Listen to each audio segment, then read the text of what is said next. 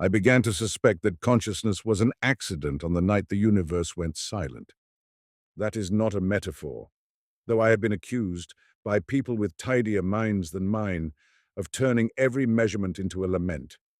I mean that the array stopped hearing what we had taught it to hear.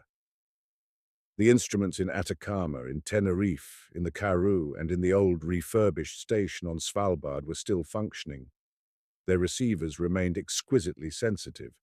Their superconducting clocks continued to divide time into intervals too fine for any organism to inhabit. The databases filled, the spectra resolved, the scripts ran.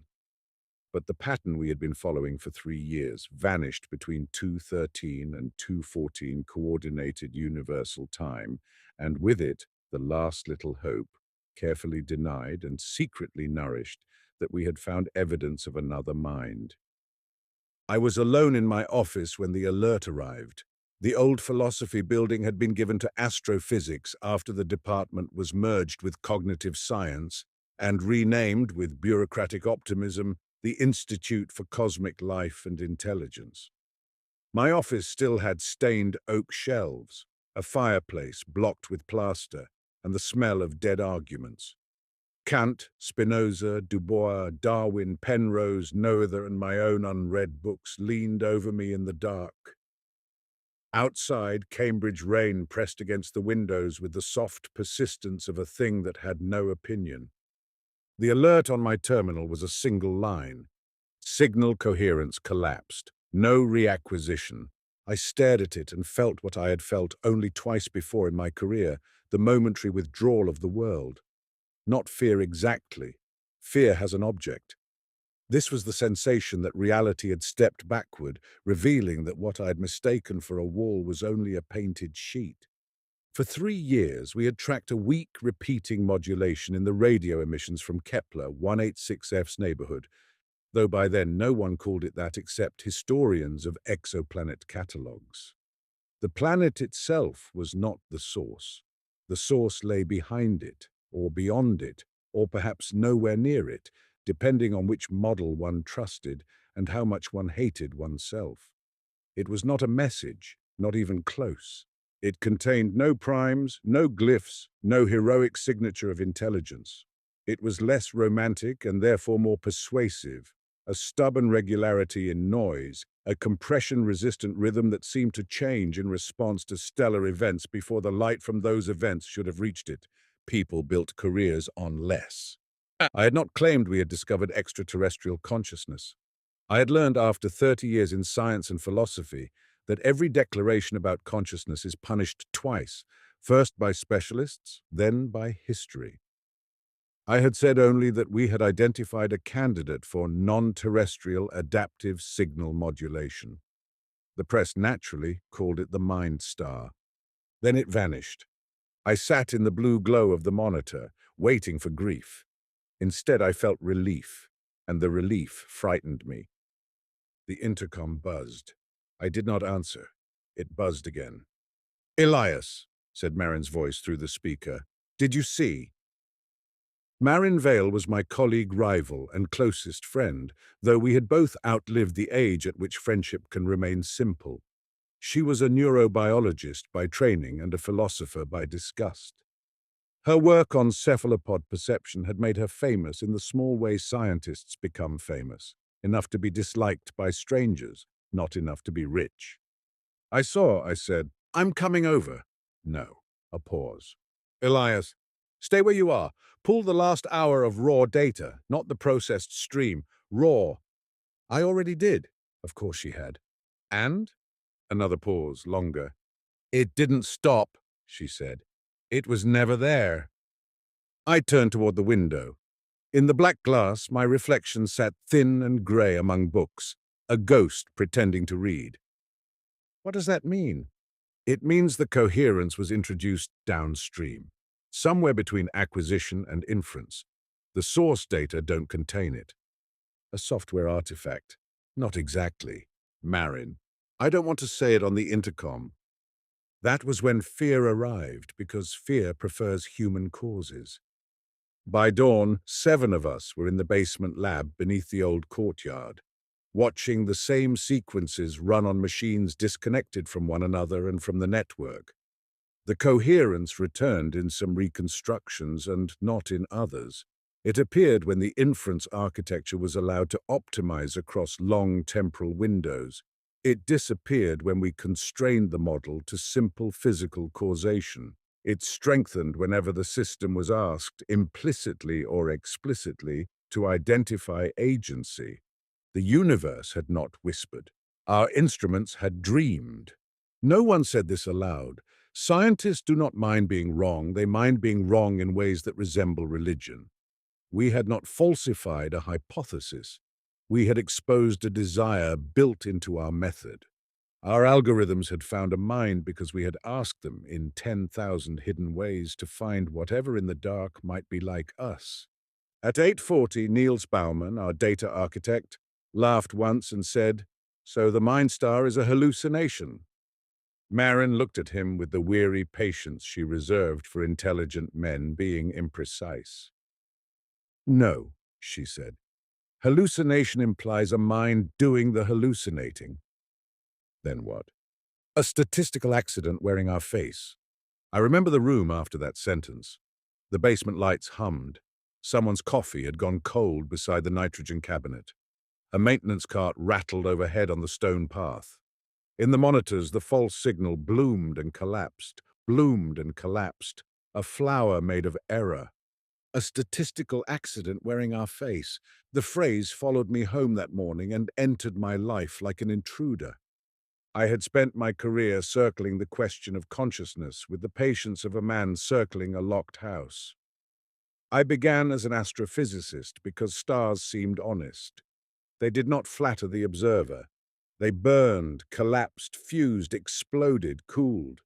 The laws that governed them were remote from human embarrassment. Later, I became entangled with philosophy because the more I studied the cosmos, the more intolerable it became that the cosmos should contain studying. Matter had somehow acquired in at least one place the capacity to be puzzled by matter. This was not merely odd, it was obscene. When I was young, I believed consciousness had to be elemental. I did not necessarily mean supernatural. I never had patience for that lazy duel between the sacred and the mechanical, as though those were the only masks available to mystery. I meant that awareness must be woven into reality somehow, a primitive feature like mass or charge, or perhaps a consequence of information wherever information achieved the proper complexity.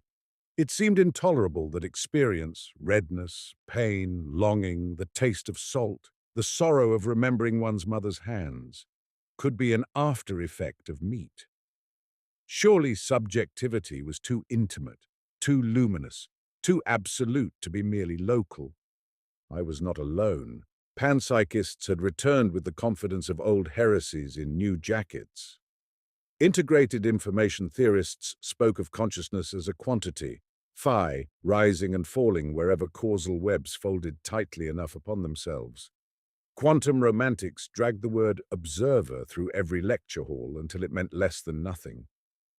Even sober neuroscientists, when pressed after wine, sometimes confessed that they suspected awareness was not produced by the brain so much as tuned by it, as a radio tunes a broadcast. The old metaphors never died. They only acquired funding. But over the decades, as telescopes multiplied worlds and laboratories dismantled minds into processes, the opposite possibility began to take shape. Not that consciousness was everywhere, that consciousness was almost nowhere. Not the secret heart of matter, not the universe awakening to itself, not the hidden flame in atoms, a blip, a side effect, a peculiar accident of biological systems that had no more cosmic inevitability than a certain curl in a fern, a certain pigment in a beetle's wing, a certain tune hummed once by a child in a vanished village. The thought repelled me. Then it fascinated me. Then, after the Mind Star collapsed, it began to hunt me.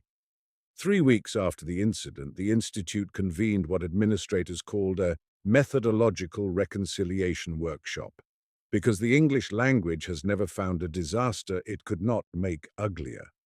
We were to explain to our funders why a project designed to detect possible signatures of intelligence had mistaken its own inferential architecture for the universe. The room was full of people who had not slept enough, and people who had slept perfectly because no conclusion could damage them. I was asked to give the philosophical framing. That was my official role whenever embarrassment required altitude. I stood before a screen showing the false signals rise and collapse. The pattern looked, in the magnified view, almost biological, not a waveform so much as a pulse. This error, I began, is not incidental to the search for intelligence. It is the search for intelligence. No one moved. We designed systems to detect patterns inconsistent with known astrophysical processes. But intelligence is not a simple physical signature. It is an interpretation of deviation. We asked the machine to tell us when nature looked less like nature and more like intention. A funder in the second row frowned. Are you saying the project was conceptually flawed? I am saying the concept of intelligence may be inseparable from the expectation of intention, and intention may be the most parochial category we possess. Marin, sitting near the back, looked up sharply. I continued, though I had not planned to say what came next. We keep asking why consciousness exists, as if there must be a reason proportionate to its strangeness. Perhaps that assumption is the error. Perhaps consciousness is mysterious not because it is fundamental, but because it is accidental. Accidents do not answer to why in the way intentions do. They answer to how. The question, why is there consciousness, may be like asking why a stone has the exact shape it has after falling through a glacier. There is a history. There are forces. There is no purpose. The room remained very still. Academic stillness is not silence. It is predation deferred. Afterward, Marin followed me into the corridor. You finally said it, she said. Said what? That you don't believe in the grand mystery anymore. I believe in mystery. No, you believe in residue. You think mystery is what remains when teleology is subtracted too late. I almost smiled. That sounds like something I would say. It is. You said it in 2017 after too much aquavit. We walked past portraits of former masters, men painted with the serene arrogance of those who had mistaken local authority for metaphysical insight. Outside, students crossed the courtyard under umbrellas, each one carrying a private weather. Marin stopped by the staircase. You understand what follows from this? No. Yes, you do. I looked at her. She seemed older than she had in the morning, though perhaps it was only that she was no longer defending me. If consciousness is accidental, she said, then it may not be selected for in the way we think. It may not be an achievement. It may not be adaptive in itself. It may be a cost that came along with something else. With what? Models, memory, social prediction, pain, bodies trying not to die. That is still evolution. It is evolution without destiny. Darwin already removed destiny. From life, she said, not from mind. That was true. Darwin humiliated the species, but he left us a consolation. We were no longer separately created, no longer sculpted from divine clay, but our minds could still be treated as the crown of the long animal ascent. Even secular people spoke that way. Consciousness was the summit, the universe becoming aware, the point toward which complexity climbed once chemistry learned ambition. But perhaps Darwin had only begun the demotion. Copernicus removed us from the center of space. Darwin removed us from the center of life. The next revolution, if I was right, would remove us from the center of meaning. Not by showing that meaning did not exist, but by showing that it existed only as weather exists, locally, temporarily, because conditions happened to permit it. A week later, Marin disappeared. At first, no one called it disappearance. She missed a meeting. Her phone went to voicemail. Her graduate student said she had been awake for 2 nights. rerunning comparative models of mammalian cortex and octopus vertical lobe organization. Her apartment contained unwashed cups, notebooks, and a half-eaten pear gone brown at the edges. Her passport was in the drawer. Her bicycle was still chained outside the institute, rainwater cupped in the saddle. The police treated it as a welfare case until I found the envelope. It was in my office, slipped between the pages of Lucretius, which I had not opened in years. No one but Marin would have known to put it there. The envelope contained a flash drive and a note written in her small, disciplined hand. Elias, you are looking at the wrong accident, not the signal, us. Do not trust the clean phylogenies. Do not trust the anthropic papers. Look at the discontinuities. Look at the penalties. M. The drive held no manifesto, no confession, no dramatic final recording. Marin despised theatricality except in opera. It contained datasets, neural energy budgets across species, developmental failure rates in infants and juveniles, dreaming and thermoregulation correlations, predictive error costs in social mammals, injury studies, fossil cranial capacity estimates, comparative measures of metabolic demand, simulations of ecological niches in which high-order self-modeling appeared and disappeared. At first, the file seemed unrelated. Then I saw the hidden structure.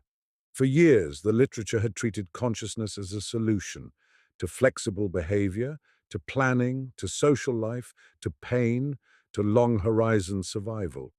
Marin's models treated it as a liability that survived by camouflage. Conscious systems paid enormous costs. Brains consumed grotesque amounts of energy. Birth became dangerous. Childhood lengthened. Sleep became necessary and dangerous. Trauma carved memory into pathology. Social awareness produced anxiety, shame, deception, grief. The self-model that allowed an organism to plan also allowed it to dread. The same recursion that permitted language permitted despair. Consciousness, in her framing, was not the engine of adaptation. It was the smoke from engines built for other tasks. Organisms needed to integrate sensation across time. They needed to predict their own bodies, infer hidden causes, model other organisms, distinguish self-motion from world motion, remember harm, anticipate future states, and coordinate with kin. Each capacity could evolve under ordinary pressures. None required a metaphysical light. But under rare conditions, these systems overlapped so densely that a new phenomenon appeared, a world from a point of view. Not because the universe wanted experience, not because matter secretly yearned, because enough biological machinery, under enough pressure, became tangled in the right unfortunate way. Unfortunate. That was the word Marin had underlined in one file. I did not sleep that night. I read until dawn, then continued reading after dawn had made the lamps ridiculous. The deeper I went, the more I sensed that Marin had not been building a theory so much as excavating a crime scene. Her central claim was simple and nearly unbearable. Consciousness may be rare not only because life is rare or complex life is rare, but because consciousness is a narrow pathological consequence of certain survival strategies. It arises when a nervous system becomes too predictive to remain merely reactive, too social to remain merely embodied, too temporal to remain innocent. It is not the mind as crown, it is the mind as scar. The thriller, if I can call my own life that without vanity, began with the footsteps. At 3 o'clock, while reading Marin's notes in my kitchen, I heard someone in the garden. My house stood at the edge of a narrow lane, too old to be secure and too modest to be worth invading. I turned off the lamp. Rain silvered the windows. Beyond the glass, the apple tree moved in the wind. Then a face appeared. It was not a stranger's face pressed against the pane, not the lurid apparition one imagines in childhood. It was my own face reflected in the dark window, suddenly aligned with the garden beyond, so that for one sickening second, I seemed to be outside looking in at myself. I laughed quietly and without pleasure. That is what consciousness does. It puts the organism on both sides of the glass. The next morning, Niels was dead. He had fallen from the roof of the data center, though no one knew why he had been there. There was no note. The security cameras failed for 11 minutes before the fall. The police called it suspicious, then unfortunate, then pending. The Institute called it a tragedy. Scientists, like priests, know the power of nouns that prevent verbs. Marin remained missing. I told myself the two events were unrelated. This is the lie by which educated people survive the first hours of danger. We call it skepticism when it is often cowardice. Niels had been the only other person with full access to the reconstruction pipeline that produced the Mind Star. His death transformed our embarrassment into something else. Not conspiracy, exactly. Conspiracy implies intention, and I was beginning to mistrust intention as a category. What I sensed instead was a chain of accidents arranged so tightly that they began to resemble will. 3 days later, an encrypted message appeared in my university account from Marin's credentials. Subject: the penalty. The body of the email contained only a location: the abandoned neutrino calibration bunker beneath the old Fenland Observatory, decommissioned before most of our students were born. I should have gone to the police. Instead, I went alone, because intelligence is not the same as wisdom, and because fear, like curiosity, narrows the world. The observatory stood 40 miles north, where the land flattened into black fields and drainage ditches under a sky too large for human proportion. I drove at dusk. The road shone with rain. The radio offered weather, markets, a debate about machine sentience. Then a choral work I could not name. I turned it off when the singers began to sound like animals mourning in another room. The bunker entrance was half hidden behind nettles and a sign warning of structural instability. My torch beam caught graffiti, rust, standing water. Somewhere below, drops fell at regular intervals, each one magnified by concrete into the footstep of a giant. Marin was not there. What waited for me was a laptop, open and running on a portable battery. Its screen showed a simulation paused mid-frame. I recognized the architecture immediately, an evolutionary model of planetary biospheres, millions of runs seeded with different atmospheric chemistries, extinction rates, trophic structures, mutation dynamics, and neurological constraints. But the output metric was unfamiliar. CPI, Consciousness Penalty Index. I pressed play. Worlds unfolded. Most produced nothing. Sterile rock. Interesting weather. Chemistry without inheritance. Inheritance without cells. Cells without complexity. Complexity without nervous systems. Nervous systems without self-modeling. Self-modeling without durable subjectivity. Again and again, life appeared and remained dark. Not dead. Dark. The model's organisms moved, sensed, reproduced, coordinated, hunted, avoided harm, altered environments, and in some cases built structures elaborate enough to confuse an archaeologist. But the internal architectures that generated sustained subjective perspective almost never stabilized. They were too expensive, too fragile, too prone to breakdown. High recursive depth produced adaptive advantage only in narrow ecological corridors, usually involving social deception, long childhood, memory-dependent cooperation, and variable environments. Even then, consciousness flickered in and out of lineages like a fever. In one run, a species developed complex symbolic coordination without anything like human inwardness. Their bodies exchanged chemical and vibratory markers that achieved distributed planning. They built reefs visible from orbit. They had no loneliness. In another, predatory mammals evolved episodic self-modeling for 3 million years, then lost it when climate simplified and social group size shrank. Their descendants were efficient, content, and blank. In another, a lineage approached human-like consciousness, then collapsed because the self-model amplified fear faster than culture could domesticate it. The CPI rose. The organisms killed themselves, neglected offspring, entered paralysis, attacked kin, or became unable to act under too many imagined futures. I watched run after run. The conclusion did not appear as a sentence, it appeared as a distribution. Consciousness was not the inevitable flower of complexity. It was a dangerous bloom that almost always poisoned the branch.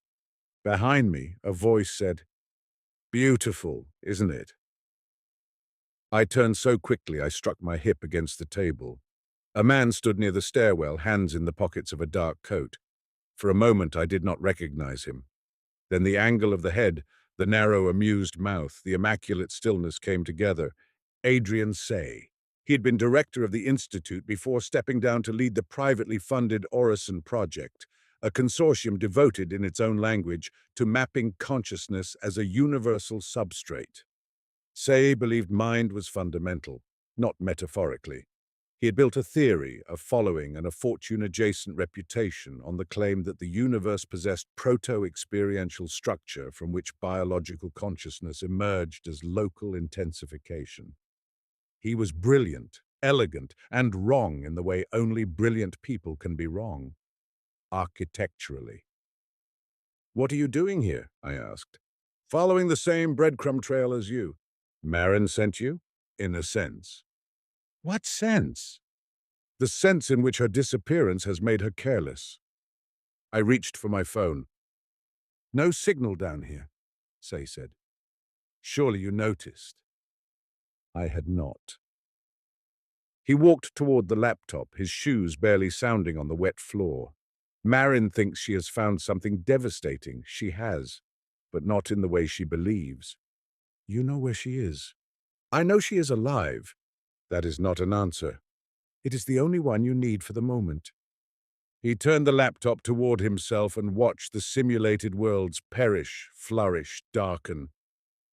"The public cannot metabolize this," he said. I laughed once. The public metabolized Copernicus, Darwin, deep time, extinction, quantum indeterminacy, their own irrelevance. They will survive another demotion. Will they? The question was quiet enough to be serious. "Copernicus moved Earth from the center," Say said, "but he left the human observer intact. Darwin made man an animal, but an animal who could understand his descent. Freud, if one still grants him a place in the procession of humiliations, made consciousness ignorant of itself but still dramatic. Each revolution wounded human vanity while preserving the wounder. Someone remained to comprehend the insult. This," he tapped the laptop, "does something colder. It says the wounder is an accident, not a necessary witness, not a cosmic function, not even an evolutionary triumph, a side effect with delusions of centrality. You're afraid people will despair. I'm afraid they will become accurate." There was something in his face then that I had not expected. Not malice. Grief. "You built a career saying consciousness is everywhere," I said. "I built a career trying to save consciousness from biology." "Why?" "Because biology is where beautiful things go to become temporary." For a moment, I almost pitied him. Then he said, "Niels understood too late." The bunker seemed to contract. "What happened to him?" "He found the archive, the original Orison runs. We modeled the same thing years ago, Elias, before Marin, before your false star. We buried it." "Why?" "Because a civilization cannot be founded on an accident." "It already is." "No, civilizations are founded on shared fictions sturdy enough to restrain appetite. Law, nation, God, progress, reason, dignity. You think these survived the discovery that mind is a statistical lesion? They survived discovering we are apes.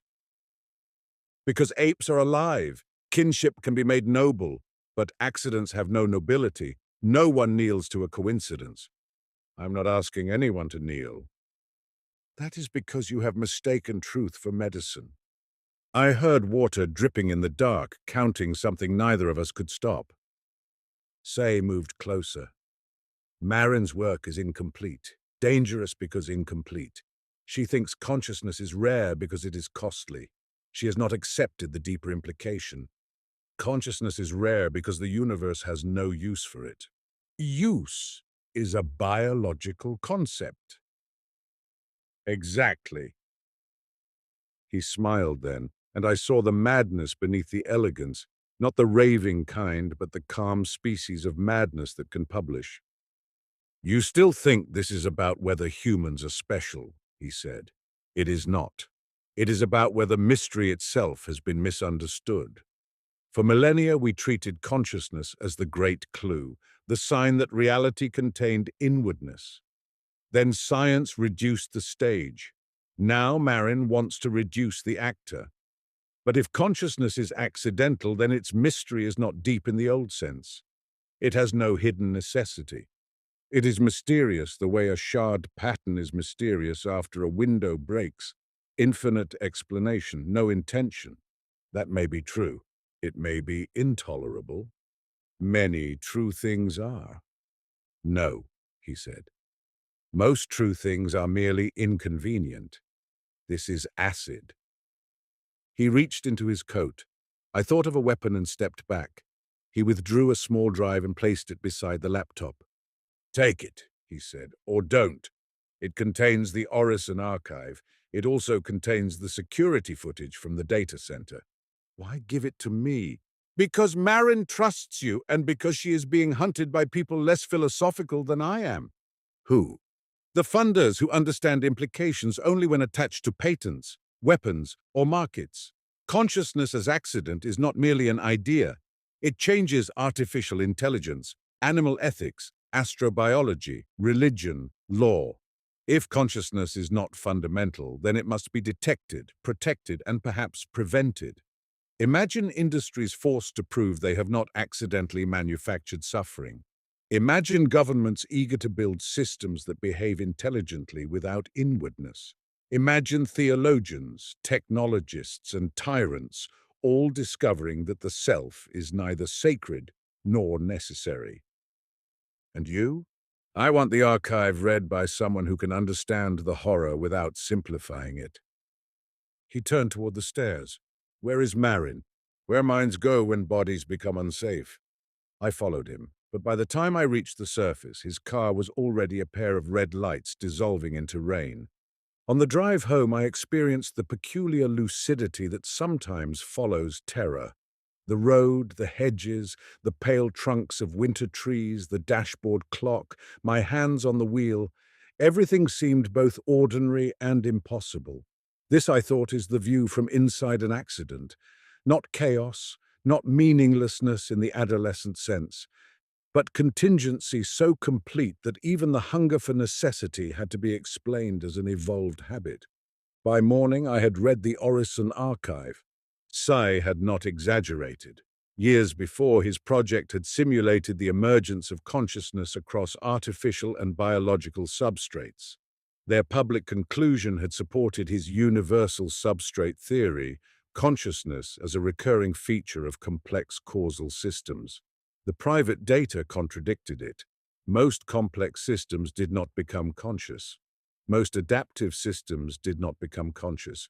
Most intelligent systems, if intelligence meant flexible problem-solving, did not become conscious. Consciousness appeared only where architectures developed persistent, embodied, effect-laden self-models under conditions of uncertainty, mortality, and social entanglement. Not intelligence, not complexity, not information, a particular wound in regulation. The Orison team had named the relevant transition catastrophic subject formation. Later, in public papers, they softened this to integrative experiential emergence. I admired the cowardice of it. The phrase was a velvet cloth over a bone saw. The footage of Niels showed him entering the data center roof access at 1:12, alone. At 1:18, the cameras failed. At 1:29, he fell. But before the failure, he paused and looked directly into the hallway camera. His mouth moved. There was no audio. I watched the clip 20 times, then sent it to an old student who worked in forensic video analysis. He returned a probabilistic lip-reading estimate 12 hours later. Not pushed, not alone. I did not know what that meant, and because I did not know, my mind did what minds do. It made agents.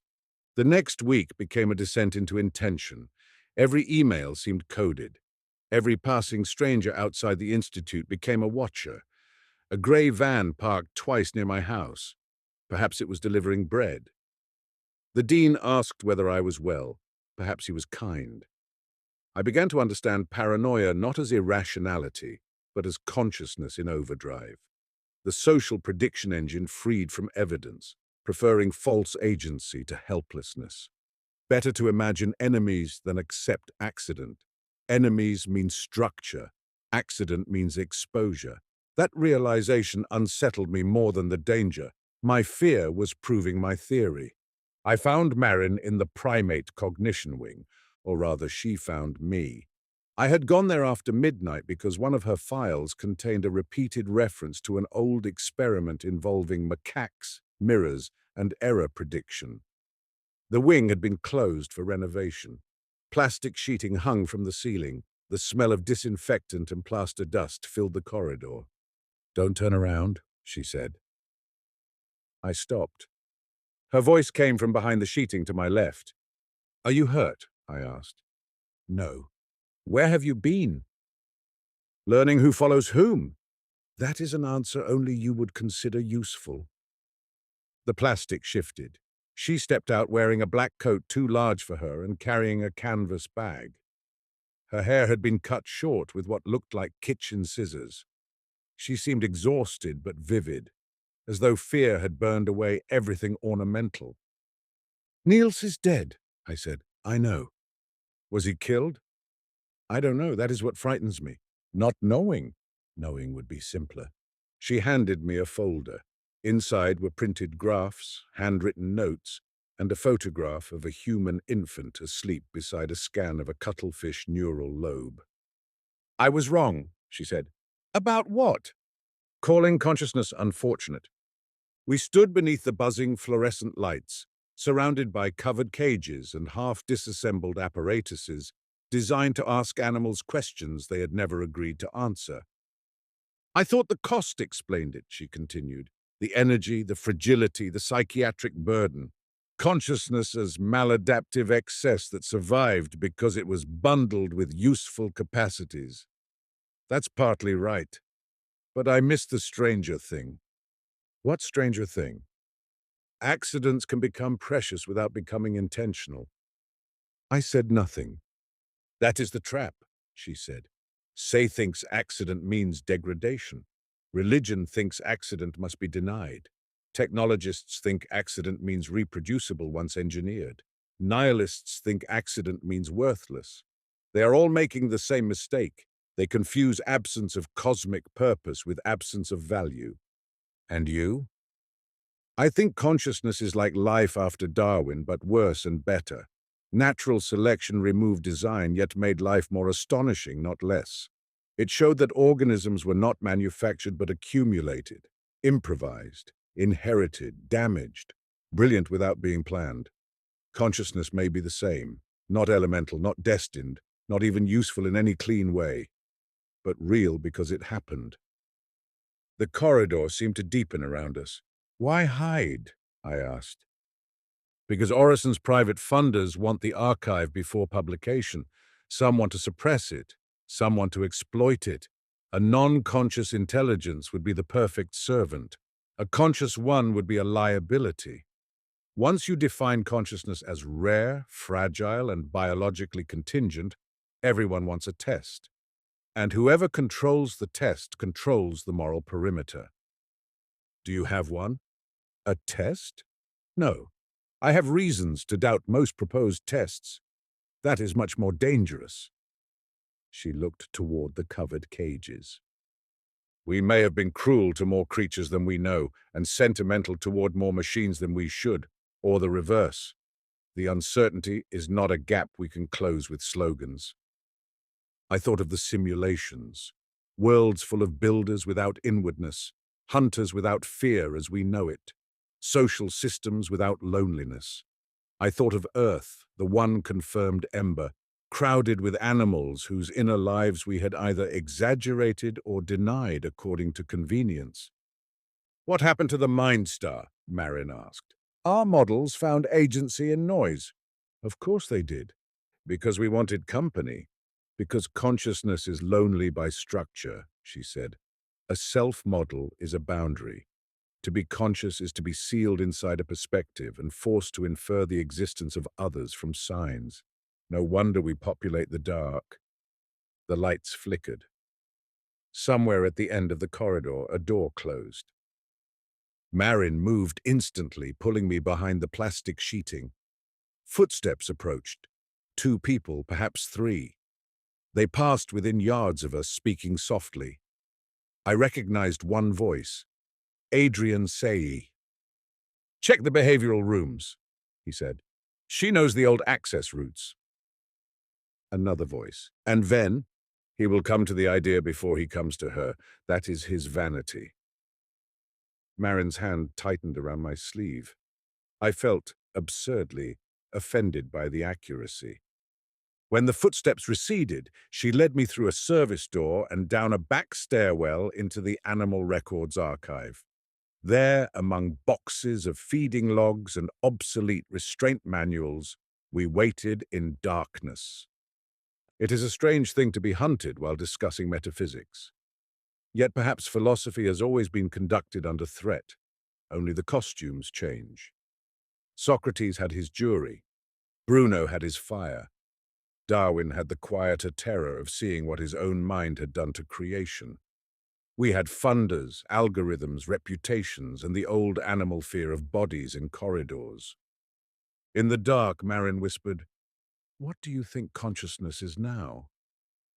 I almost answered with a theory: predictive integration, embodied self-modeling, affective temporality, recursive regulation under mortal constraint. All the phrases by which scholars preserve distance from astonishment. Instead, I said, an accident that noticed itself. She was silent for a long time. "Yes," she said finally, and then mistook noticing for destiny.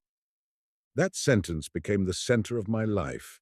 We escaped through a loading dock before dawn.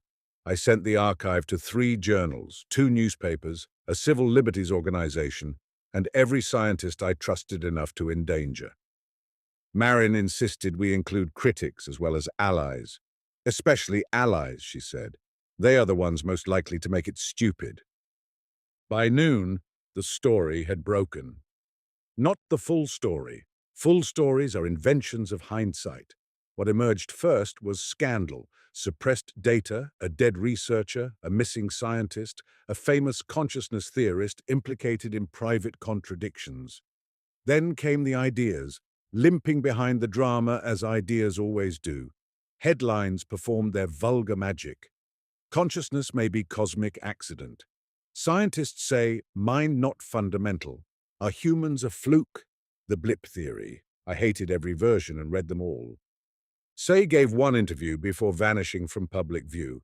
He denied wrongdoing and called the archive philosophically immature, but when asked whether he still believed consciousness was universal, he paused too long.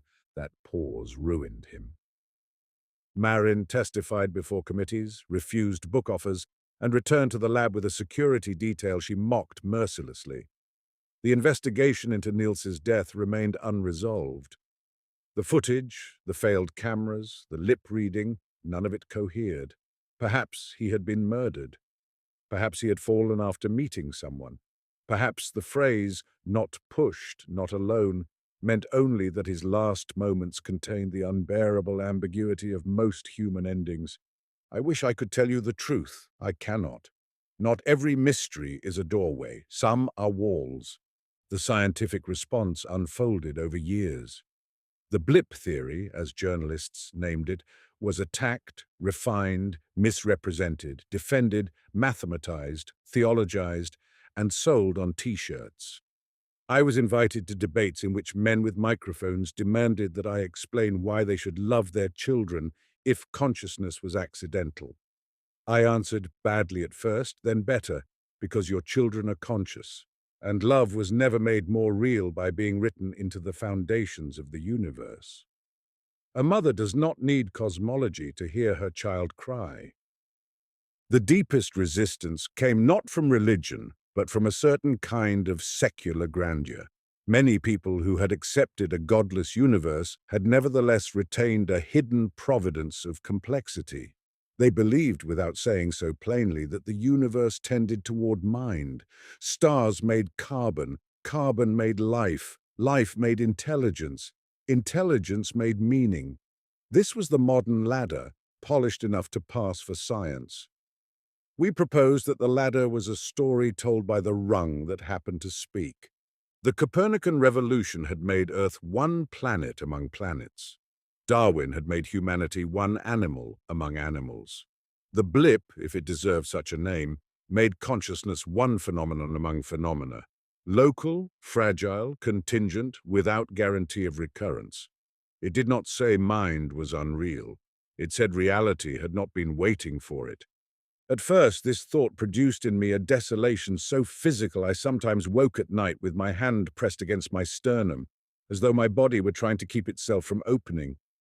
I would lie there beside the sleeping form of my wife, patient, skeptical Clara, who had endured decades of my metaphysical weather, and listen to the house settle. The ordinary sounds became unbearable. Pipes ticking, floorboards shifting, the small sighs she made when turning in sleep. These were not diminished by contingency. They were intensified. That was the horror. Not that consciousness was nothing, that it was almost nothing, and yet from inside it, everything. I began walking at night. Cambridge after midnight is a city returned to stone and water. The river carries fragments of light. Bicycles lean like exhausted animals against railings. Foxes cross college lawns with the confidence of rightful heirs. I would walk and imagine the planet from far above, a wet mineral skin around an ordinary star, its biosphere a film, its animals brief disturbances, its conscious creatures sparks inside skulls, each spark believing itself central because it could not experience from anywhere else. A blip, yes, but what is a blip to the blip? Everything. One winter evening, a year after Marin reappeared, I visited the observatory where I had first learned to love the indifferent sky. The main telescope had been modernized, but the old refractor remained in its dome, maintained for students and donors. I climbed the iron stairs alone. The dome's slit opened onto a cold field of stars. I aimed at Saturn. There it was, ringed, remote, inhumanly calm. The first time I saw Saturn as a boy, I understood in one blow that the world was not arranged for me, not hostile, not kind, simply other. That sight had made me a scientist. Later, Darwin made me an animal. Later still, consciousness made me a philosopher. Now, the accidental nature of consciousness had made me something I did not yet know how to name. I looked at Saturn until my eye watered. The old temptation returned. To imagine the universe as secretly aware, to dissolve loneliness by distributing mind through matter. How comforting it would be to think the stars possessed some inward shimmer, that the black spaces were not empty of experience but full of sleeping subjectivity. How elegant, how humane, how unnecessary. The planet did not need to feel in order to be sublime. The rings did not need awareness to cut their bright line through darkness. Beauty was not a property waiting in objects, nor a decree from beyond them. It was an event between a rare nervous system and a world that had not meant to produce it. That did not make beauty false. It made beauty an encounter. When I returned home, I wrote the sentence that would later be quoted more than anything else I produced, usually without the paragraphs that made it tolerable. Consciousness is not the universe recognizing itself. It is a fragment of the universe accidentally becoming unable to remain merely itself. The line embarrassed me. It still does. Quotable sentences are often where thought goes to harden, but I stand by the unease inside it.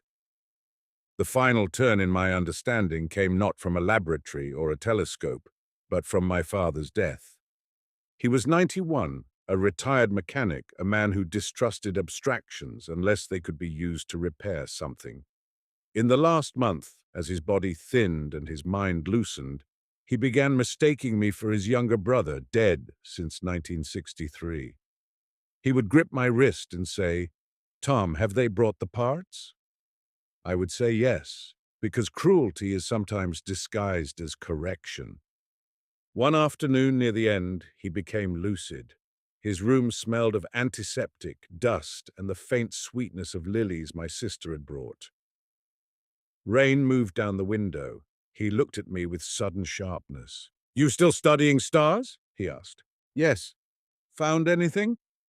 I thought of all the answers: exoplanets, false signals, cognitive architectures, the rarity of consciousness, the collapse of cosmic consolation. "No," I said, "not really." He smiled. "Good, keeps you busy." Then after a while, "It's strange, isn't it?" "What is?" "Being in here." He tapped his forehead weakly. "Looking out." I could not speak. He closed his eyes. Never got used to it. That was the most profound statement about consciousness I have ever heard. Never got used to it. None of us has. Not the mystics, not the neuroscientists, not the philosophers with their careful distinctions, not the engineers wiring silicon into imitations of thought, not the poets, not the dying. Consciousness is familiarity without acclamation. It is the condition for all our knowing and the one thing that resists becoming ordinary. We wake inside it each morning as though waking inside a question that has learned our name. My father died 2 days later. The universe did not notice. This is often said as a cruelty, but I no longer hear it that way. The universe did not notice because noticing is rare. We noticed. My sister noticed. Clara noticed. The nurse who had known him for 3 weeks noticed. His old dog, confused by absence, noticed in whatever manner dogs notice the torn fabric of routine. The lack of cosmic witness did not subtract from the reality of these witnesses. It defined their preciousness. Accident is not the enemy of meaning. It is the condition that makes meaning vulnerable enough to matter. I have come reluctantly to a peace that would have horrified my younger self. Consciousness does not need to be written into the equations of the early universe. It does not need to haunt electrons or bloom inevitably wherever entropy permits complexity. It need not be the goal of stars. It need not be common. It may be so rare that across billions of galaxies, whole epochs pass without a single creature wondering what light is. There may be vast civilizations of non-conscious intelligence, efficient and silent inside, building without inwardness. There may be biospheres rich with motion and sensation, but empty of selves. There may be no one else at all. This possibility still frightens me, but fear is not refutation. What remains is responsibility. If consciousness is accidental, then every conscious being is an improbable custody. The fact that mind is not elemental does not license indifference. It abolishes the fantasy that the universe will care on our behalf. No cosmic principle guarantees that suffering will be recognized. No metaphysical law ensures that awareness, once sparked, will be protected. We are not stewards because we are central. We are stewards because we are nearly not here. That is the ethical inversion at the heart of the blip. The old humanism said, "We matter because we are the point." The new humility says, "We matter because there is no point, and yet mattering has occurred." When I teach now, I begin with Copernicus, Darwin, and the unnamed third wound. I tell my students that revolutions in thought do not simply change answers. They change the emotional grammar of questions. Before Copernicus, "Where are we?" could still be answered with a theology of center. Before Darwin, "What are we?" could still be answered with a theology of kind. Before the accident of consciousness is accepted, "Why are we aware?" is still haunted by the expectation of purpose. But perhaps the better question is not why. Perhaps it is. Under what conditions did the dark begin to ache? That question has answers, partial ones, material ones, beautiful ones. Cells learned gradients, bodies learned maps, nerves learned time, pain learned memory, animals learned others, prediction learned error, error learned self. Somewhere in a lineage of frightened primates beneath an indifferent sky, the machinery of survival became a theater. The theater forgot it was machinery. Then it painted gods on the ceiling, derived laws of motion, buried its dead, split atoms, wrote symphonies, and mistook its loneliness for evidence that the universe must be secretly full of company. There is grandeur in this view, Darwin wrote, and he was right. But the grandeur is not what we wanted. It is harsher, smaller, more intimate. The grandeur is not that consciousness was destined. The grandeur is that it was not destined and happened anyway. Marin once asked me, years after the scandal, whether I still found the idea unsettling. We were sitting in the institute courtyard in early spring. Students moved around us in bright coats. Somewhere a bell was ringing, though neither of us could tell from which college. Marin had gone almost entirely grey. I had become, to my annoyance, the sort of old man who makes small sounds when standing. "Yes," I said, "of course." "Good," she replied. "Good? If it stopped unsettling you, you would have turned it into doctrine." She was right. The accidental nature of consciousness is not a thesis to be domesticated. It is a vertigo to be revisited. Stand too far from it and it becomes a slogan. Mind is a fluke. Stand too close and it becomes despair. The task is to remain at the edge, looking down without lying about the depth. That night, after Marin and I parted, I returned to my office. The same shelves, the same blocked fireplace, the same rain-dark windows. I opened the archived files from the MindStar and ran the old visualization one last time. The false signal appeared on the screen, pulsing with exquisite regularity. I knew its cause now. Compression bias, agency priors, model overreach, human longing, mathematized and laundered through code. There had been no mind in that distant darkness, only our own inferential hunger reflected back at us. And yet I could not hate the error. It was, in miniature, the whole tragedy and splendor of consciousness. A pattern-making accident in a universe that did not promise patterns. A lonely system seeking another lonely system. A self on one side of the glass, startled by its own reflection, and for one moment believing the night had answered. I shut down the monitor.